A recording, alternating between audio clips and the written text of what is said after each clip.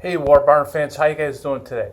I had a request in regards to the Kettenkrad track link. So I'm going to do a little bit of overview, a little bit more in depth, try to show all the pieces that are involved, how it goes together, and how it works. I do have a couple videos, one on where I was putting the bearings in, another one I think where I was putting the rubber on here, but here is a more in-depth view. Okay, so here we have a stripped, completely empty track link. Okay, so this one I was going to use it. I cleaned it, I primed it.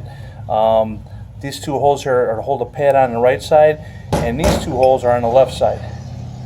I could probably get these bolts that are in here, so that's why I'm not using these. Two bolts are actually locked in, and I can't get them out. So here's a strip one. So here's what it would look like with all the bits and pieces other than the seals. But I have seals already installed in this one here.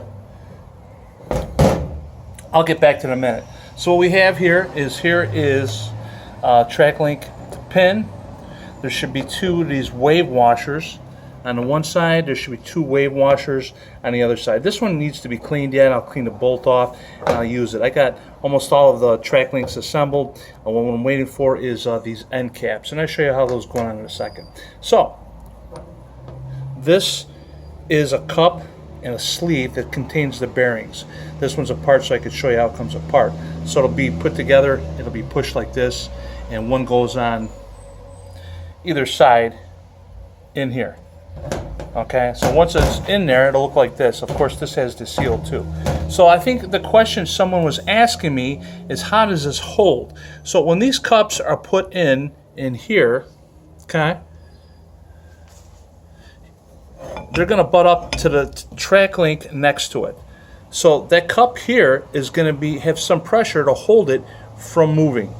So the axle will go through, and that will be held in place as well. Okay, so this and this will be held and will not move. So what that means is this whole thing will pivot on this cup. That's what this is right here. This cup will rotate around, where is it? Here it is, around these roller bearings. So in a nutshell, guys, that's how it should work. So let me go over that. The pin will go through here, come through the center, we'll bolt that on, and of course another track link will be right here with a pin. And they just keep going on and on together. Alright?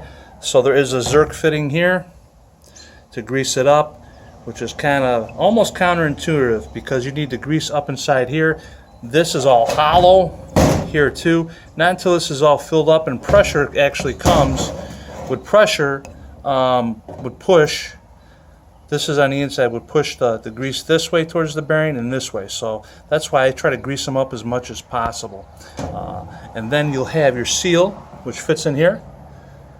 And that's that right there. So there is the seal. And then I have to get some more caps. This cap, to keep the grease from coming out, simply snaps on. This one's pretty deteriorated. Not only is it rusted, it's a little bit bent out of shape. So this, that one I won't be using. And then of course, lastly, there is your track pad. So why the Kettenkrad had these needle bearings? I'm thinking because it couldn't afford to bind up. Smaller, it was narrow. If one of the tracks bind it up, it could flip it over. But then the 251, I believe, had bearings too. Maybe because it was smaller, they feel it should be more of a smoother ride, not sure. As far as I know, all the other big Axis half tracks, all the tanks, they all had a dead pin. So there you go, guys. Any other questions, feel free. Whatever you guys want to know, I got to work on this stuff. Check it out periodically anyway. Feel free. Drop me a line, and if you haven't already, subscribe. Thanks.